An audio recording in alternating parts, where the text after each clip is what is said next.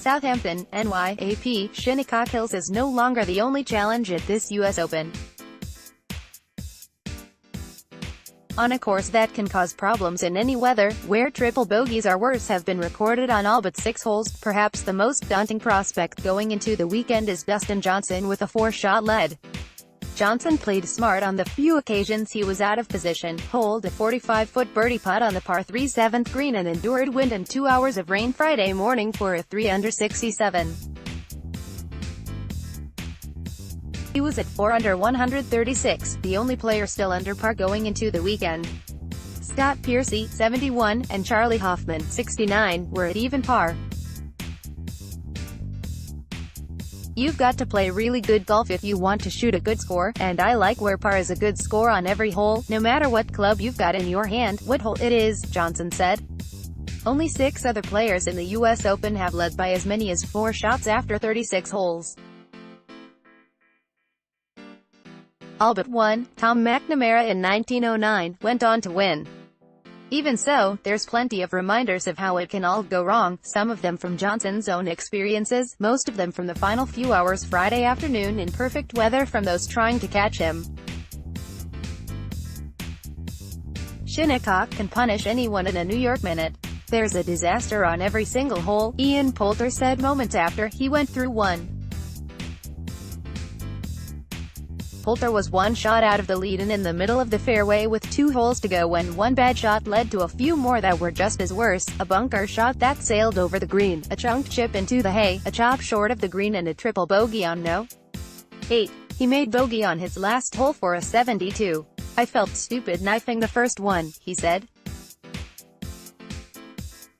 I felt even more stupid semi-chunking the next one, and I didn't do much better on the next one, either. So maybe it makes a few people happy out there that, you know, we kind of mess up just as good as everyone else. Poulter didn't lose sight of being in a tie for 4th, 5 shots out of the lead. Hoffman was the only other player under par until he missed the 18th fairway and had to chop it down the fairway and make a 5-foot putt to escape with bogey. Dustin plays a whole different golf game than I play, so I'm not going to play the guy, Hoffman said. I'm just going to keep playing my game. You're going to try to hit fairways. Because if you don't hit the fairway, you're not getting to the green. Tiger Woods won't be around to see how it unfolds, and plenty of star power joined him on the way out of town. Woods closed with back-to-back birdies to salvage a 72.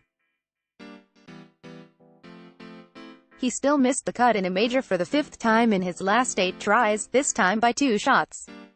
Rory McIlroy missed the cut for the 3rd straight year in the U.S. Open, unable to recover from his opening 80. Jason Day opened with a 79 and missed the cut.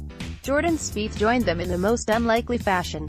He took 3 shots to get up the slope and onto the 10th green, making double bogey. He was 3 shots over the cut line with 6 holes to play when he ran off 4 straight birdies to get inside the number, only to 3-putt for bogey on the 17th, stub a chip from the collar of a bunker on the 18th and missed the par putt for a 71. He had not missed the cut in a major since the 2014 PGA Championship.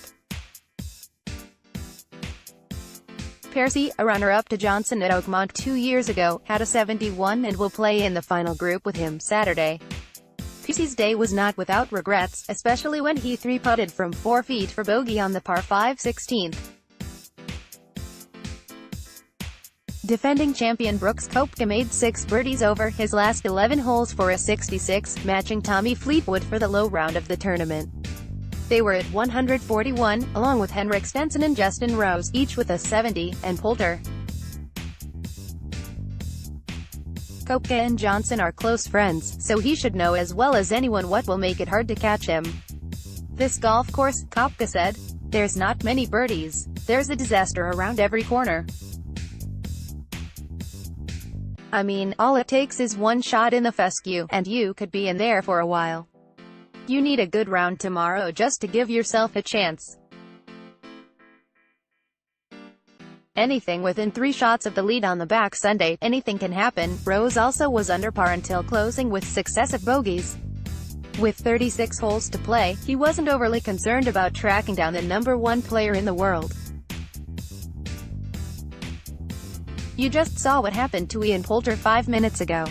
That could happen to DJ," Rose said. "I'm not saying it's going to, but it could. That's the nature of the US Open. So hang around is often the best form of attack." Johnson knows that all too well. He had a 3-shot lead at Pebble Beach in the 2010 US Open and lost it all on the second hole with a triple bogey, and then compounded mistakes by trying to drive the green on the next 2 holes.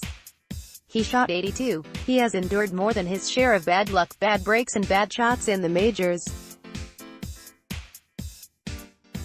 His outlook at Shinnecock Hills has been built on patience and being practical. "I never want to make doubles," Johnson said. "Around here, it seems like when I do get out of position, I'm just trying to do everything I can to get it back into position, not try to push it, and just give myself a decent look. Something on the green where I reckon have a look at par.